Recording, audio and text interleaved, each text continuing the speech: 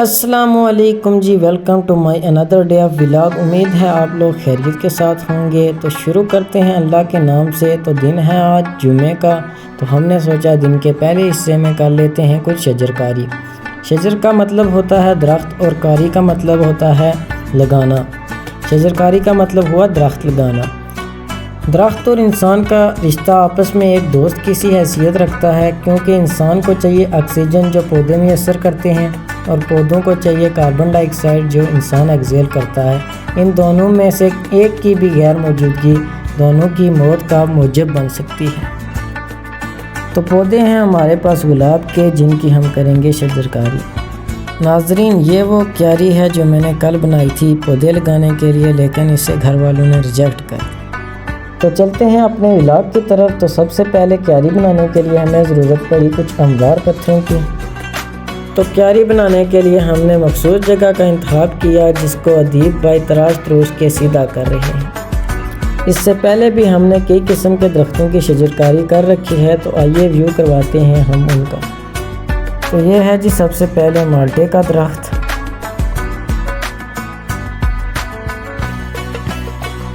دوسرے نمبر پر ہمارے پاس ہیں انار کے کچھ درخت، اس کے بعد ہمارے پاس آ جاتا ہے جی لیموں کا درخت،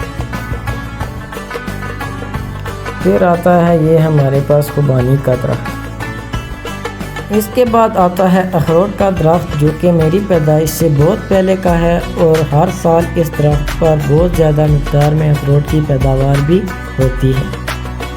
اس کے بعد آ جاتا ہے ہمارے پاس یہ درخت، جسے ہم مقامی زبان میں سردا کہتے ہیں۔ یہ موسمی کی ایک قسم ہے جو کہ سرد علاقوں میں پائی جاتی ہے۔ ناظرین، اس کے بعد آ جاتی ہے ہمارے پاس یہ بیل انگور کی، جو آپ ویڈیو میں دیکھ سکتے ہیں۔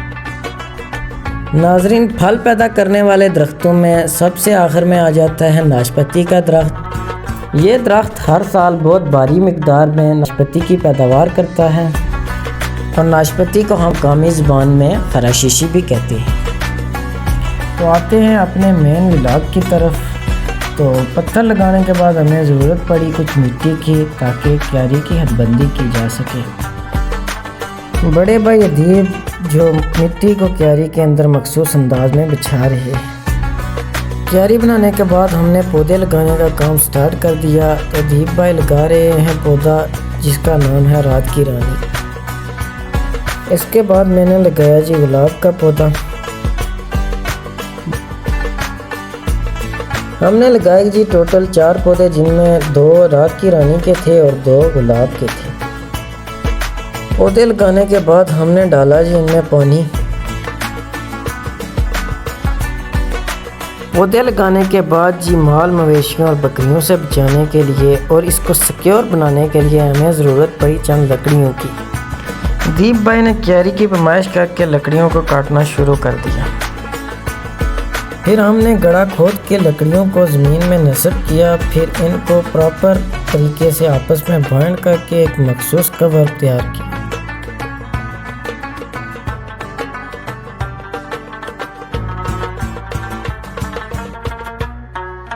لکڑیوں کے بنے اس کور نے خوبصورت شکل اختیار کر لی ہے۔ اس کے بعد ہم نے کپڑے کی مدد سے چاروں طرف کو ڈھانپ کر اسے مکمل طور پر سیکیور بنا لیا ہے۔ یہ ہے ہماری کیاری اور اس میں لگے پودوں کی فائنل لک۔ اسی کے ساتھ ہو گیا تھا جمعے کا ٹائم، اور نہا دھو کے ہو لیتے ہیں تیار، چلتے ہیں جمعے کی طرف۔ لو جی جمعہ ہم نے پڑھ لیا ہے، اور اسی کے ساتھ ہم کرتے ہیں اپنا ولاگ اینڈ۔